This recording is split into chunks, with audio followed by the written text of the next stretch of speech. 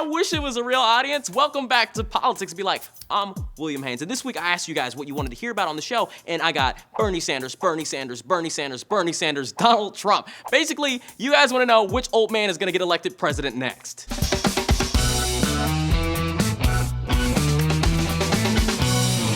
You ever notice this country is run exclusively by old men? George Bush, old-ass man. Bill Clinton, old-ass man. Barack Obama wasn't an old man until he sat down on the Oval Office desk, which apparently ages you twice as fast. And now America wants to know, what old-ass person are we gonna elect next? Well, last week Bernie Sanders had about 10,000 people attend an event in Madison, Wisconsin, which is considerably amazing. You know who does shows for 10,000 people? Katy Perry. And Sanders didn't even have to rent any shark costumes. There, he announced that he raised $15 million in the first 3 months of his campaign. $15 million. Do you know how much money that is? $50 million is so much money that if I had that much money and a robber busted in my house and said, I'm either taking your credit card or your life, I'd say blast my brains out. Researchers are stating that Sanders is now doing almost as well with liberal voters in 2008 as President Obama did, which amazes me because President Obama was so young back then. Whether you agree with his policies or not, he was so in touch with the youth. And Bernie Sanders is for sure an old-ass man, yet he's doing just as well.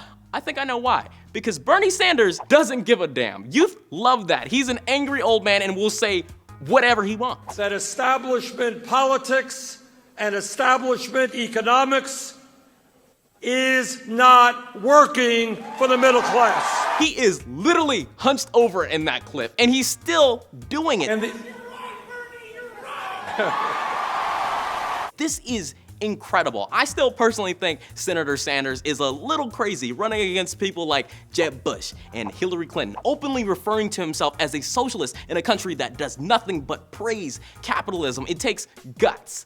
At least he's got more hair than his adversary Donald Trump, who claims he's going to, and I quote, win the Latino vote. I'm sure I don't need to remind you, but I will. Mr. Trump's statements towards Mexican people, especially under Hillary Clinton's supposed immigration plan. Hillary would let everybody come in, killers, criminals, drug dealers. I just wanted to say, Mr. Trump, you do realize America has its own killers and drug dealers too, right? You realize we have so many people arrested every year here because we just keep popping criminals out here. And we got even worse types of criminals because we also have the kind that rob you without ever even meeting you. I'm talking about insurance agents, credit card companies, and damn, even sometimes your boss. Rich people like you love to keep their billionaire status, so they pay other humans so little that they can't survive. We are making criminals by saying, here, take 15 cents and make the rest in the street. Trump stated, I have a great relationship with the Mexican people. I have many people working for me. Look at the job in Washington. I have many legal immigrants working with me, and many of them come from Mexico. They love me.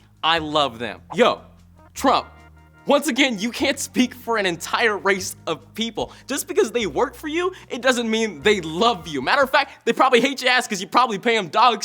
So, what do you guys think about all of this? Do you think either of these old men have the potential to become the next president of the United States? Or do you think Hillary Clinton or Ted Cruz has a chance of beating them so we don't have an old-ass man for once? Who's got your support so far? Let me know in the comments down below. I'm William Haynes, and that's what politics be like.